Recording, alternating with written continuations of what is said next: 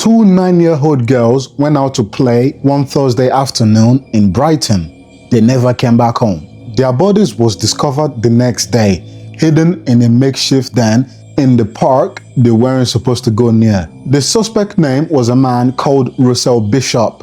He grew up in Brighton. By the time he was 20, he was working at a roofer, but inconsistently, and he was living in a ground floor flat in Hollenden. However, there is a twist to Russo. One of his friends described him as he was always telling lies, trying to big himself up. He was also a thief. He would break into cars and steal stuff. These are direct quotes from his friend. Russo also had a girlfriend named Jennifer Johnson, and he lived just around the corner from Mossicombe Estate. And that's unfortunately where the two girls named Nicola and Karen were growing up. Nicola and Karen were best friends from the same estate. However, they go to different schools but still in the same world. They were just like any other 9-year-old children.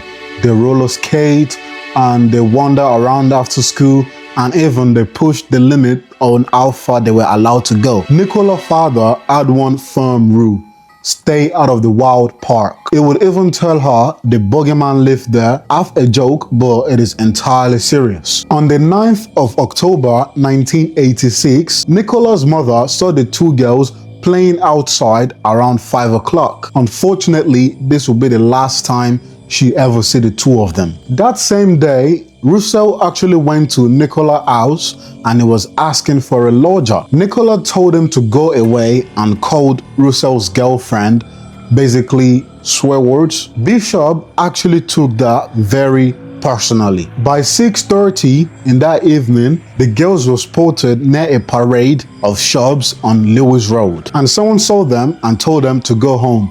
Nicola answered, "Come on, let's go to the park." She meant the wild park with the bogeyman. Russo was also seen in the same area around the same time, wearing a blue light top. When the girls didn't come home by bedtime, a 999 call went out. 200 police and the neighbors went out to search for the girls. A helicopter swept over the wild park, and Russell Bishop actually volunteered with enthusiasm to search for the girls. He even added his dog to the search, claiming his dog was a train tracker worth over 17,000 pounds. Damn, interesting. The next afternoon, the girls' bodies were found, hidden in a makeshift den. Both had been strangled, both had been essayed, and they were only 9 years old. When the girls' bodies were discovered, Russo was right there. He ran over to the scene. Then he told the police he had knelt down and felt the girl's neck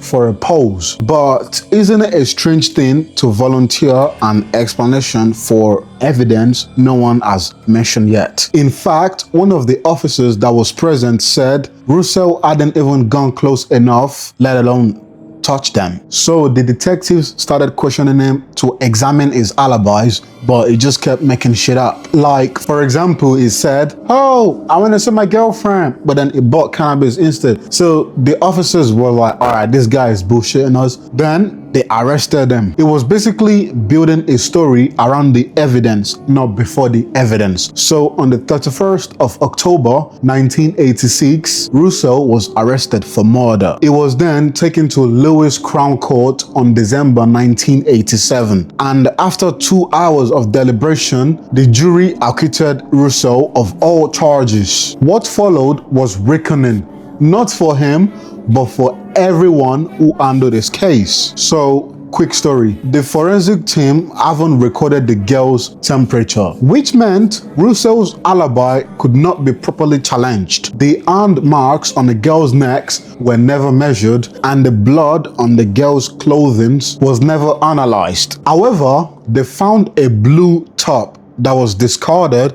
around the route Russo would have walked home. Police believed it was the key evidence. However, it has not been preserved correctly, so that defense could not be used. Russo denied the top was ever his. However, his girlfriend Jennifer agreed to testify that the shirt is actually Russo's. But understand, she changed everything. She said she had never seen the top before, and she claimed our original statement was forged by the police. And after all of this, Bishop walked home a free man. Funny enough, he actually went on to cash out on this and sold a story to a newspaper as a wrongfully accused man for £15,000. Damn. Less than 3 years later, on 4th February 1990, Bishop snatched a girl off a street in Brighton. He then bundled her into his car boot and drove 14 miles to Devil Dyke on the southbound. And then he did exactly the same thing he did to the other girls earlier, but however this time, he just left her unconscious and he walked away. The girl survived and she identified them, and in December 1990, Russell was convicted and sentenced to life in prison. In 2012, Eurofin Forensic Service were asked to re-examine the evidence for the 2 girls that he murdered earlier. Just so you know this forensic team are very good. They then took another look at the blue shirt that Russell discarded earlier, and with the help of the DNA technology that hadn't existed in 1987, they found a match that linked back to Russell, and the probability of it being anyone else was 1 in a billion. Then in 2014, a sample taken off one of the girls' forearm in 1986 that was never properly analyzed was then re-examined, and guess what? Russell's DNA again. In May 2016, Russell Bishop was then taken from his prison cell and rearrested for the murders of those 2 girls. The retrial was then opened at the Old Bailey in 2018, 32 years after the murders. This time, the prosecution came with armed evidence the jury never saw in 1987. And the jury inevitably found Russell guilty. He wasn't even in court to actually hear it. Russell Bishop was sentenced to 2 life terms with a minimum of 36 years. And Russell's girlfriend, Jennifer Johnson, was also later convicted for lying about the sweatshirt in 1987 that could have changed everything. And the police formally apologized to both families in 2024 for not formally investigating the case. Russell actually died in prison on January 2022, and that was it. Should I say karma? Let me know in the comment.